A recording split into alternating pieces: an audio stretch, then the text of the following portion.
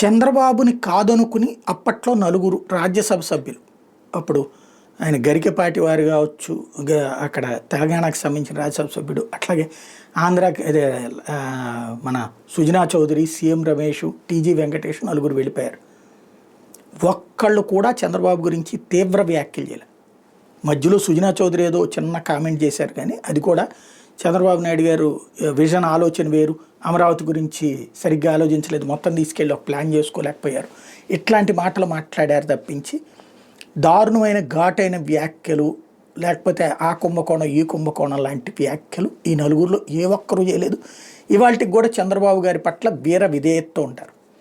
బాబు గారి నుంచి ఒకప్పుడు బాబు గారితో తీవ్రంగా విభేదించినటువంటి దగ్గుబాటి పురంధేశ్వరి ఇప్పుడు భారతీయ జనతా పార్టీ అధ్యక్షురాలు హోదాలో అదే చంద్రబాబు గారితో ఆ కోటరీలో ఉన్నటువంటి మనిషిగా పేరు పడిపోయారు.